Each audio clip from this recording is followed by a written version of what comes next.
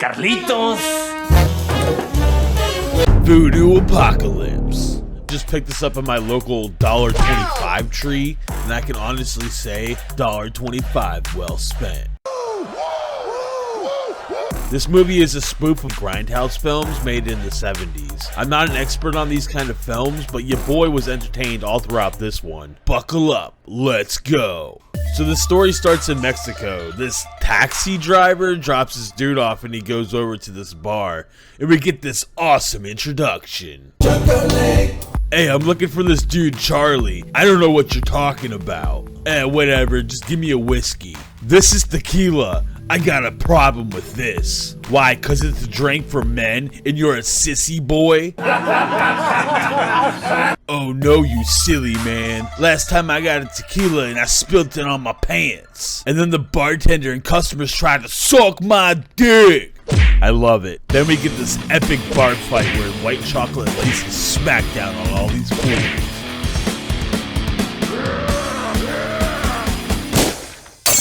I didn't want to do this, but y'all done goofed. Where is this dude Charlie at? Check out that poster, bro.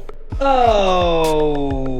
Now we shoot over to this wrestling match. This dude jumps in the ring and I'm getting mad Nacho Libre vibes. Nacho! His opponents are the Big Family. They just keep popping him out. Even right before the fight, dude. Another one. Then he throws the baby out into the crowd. Oh! So this Lucha dude gets destroyed by this family, right? And we get a ton of hilarious shots like this.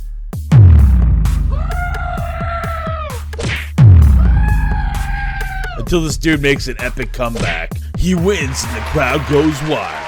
I guess he was supposed to lose because his Lucha pimp does not look happy. Who the hell are you, puto? Then we get to hear how White Chocolate got his name. Because I'm as sweet as chocolate, and I'm white. WC tells Charlie that he needs help finding this guy Jimmy. But nope, Charlie wants nothing to do with it. Then White Chocolate's like, whatever loser, peace. So he goes back to this police station in LA, and he brings his coworker a nice souvenir. Now we get to meet this hilarious character, Lieutenant Blackman. You better got good news for me. Blackman. White Chocolate tells Blackman that Charlie didn't agree to come. Damn it, Vargas! He tells WC about how years ago Charlie was a great detective working on taking down a big heroin dealer. They posted up at this bar to meet up with their informant. Charlie's partner Johnny White tells him that he wants to retire to be with his daughter since his wife passed away the year prior. Johnny gives Charlie his gun as a gift. He does his business and then plays around with his new gun until it falls into the dookie-filled toilet. The informant finally shows up, but he double-crosses the two detectives.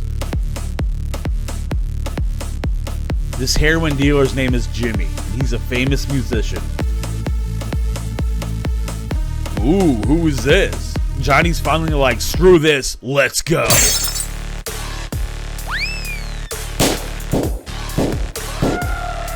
Until he gets shot in the shoulder. Charlie finally comes out of the bathroom and joins in, looking so cool as he does it. Then Big Brain Johnny just goes for the shotgun out in the open and gets shot in the chest.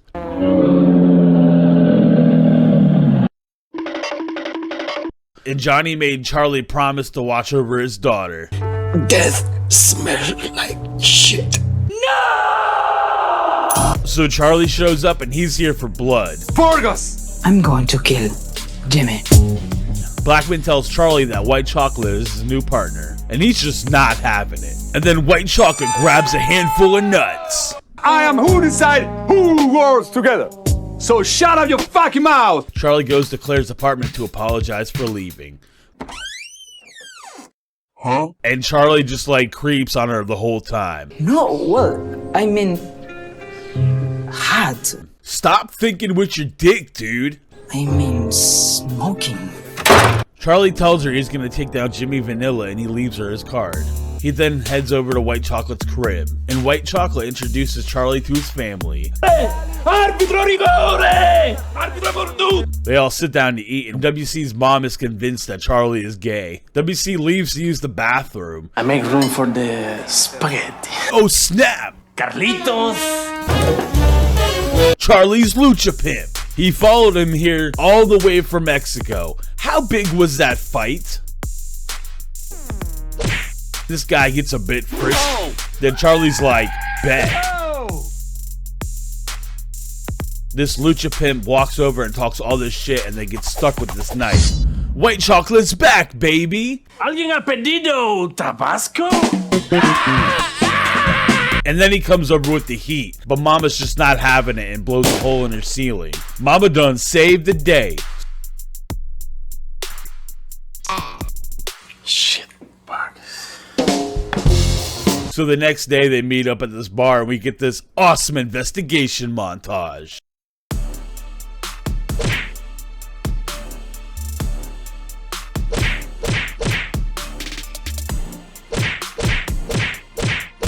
But it's really just Charlie laying the smackdown on all these bums. They arrive at their last stop and this dude's not there. This old guy can really move, and they do this guy pretty dirty.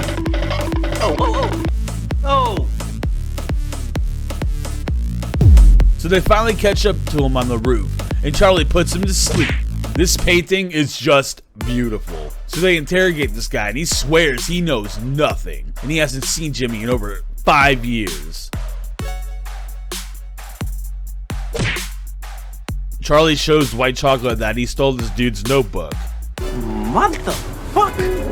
Meanwhile, Jimmy shows up with the zombie goons to this dude's place. He demands that he records him. Charlie and WC chill at a Whataburger. They're now finding out that this notebook has nothing but dicks. Oh, fuck! This stuff is so crap! And then Blackman somehow knows to call this Whataburger to get a hold of WC. Blackman tells him that this dude Phil from before is in the hospital, and he's all jacked up looking like a zombie. They both head over to the hospital and run into Claire. So yeah, homie ain't looking too good. Claire gives White Chocolate Phil's possessions. Charlie saved her and cut this dude's head off with a plastic tray. Did he do anything to you? Did they bite you anywhere? White Chocolate is convinced that this tape is the key, so they go back to the police department, and Blackman is not happy. What the hell happened at the hospital? You need to call me and say you guys beheading the patient. They let this dude listen to the tape, the same tape that turned the other dudes into zombies. Okie dokie. What the fuck? White Chocolate shoots the zombie dude twice and he's unfazed. Then Blackman comes out with the slam dunk on this fool. Eat this, sucker! Blackman is a real one. He's like, this dude McCartigan is your best shot at defeating Jimmy. McCartigan is a badass. Fucking lady killer, man. They tell this dude that this tape is turning people into zombies. And he's like, So basically, your boy Papa Voodoo takes over Jimmy and then turns his minions into zombies with his newfound sick guitar skills. Find him and kill him. It's not so simple. Fuck this shit, man! What? McCartigan tells them the only way to kill Papa Voodoo is to stab him through the heart with an executioner's sword. And to get the sword, you have to go on this elaborate journey. And Charlie's ready to go. I'm a kung McCartigan's like, hey, seriously, if y'all ain't a true kung fu master, you're gonna die when you take this sword, okay? You gotta meet up with this dude at this restaurant. He'll teach you everything you need to know. Just tell them El Pepino sent you. So they head over to this place and ask for this master dude. Master Win! They tell him that they need to be trained. And he's like, hey, this ain't no walk in the park. You could die training like this. Super badass training montage.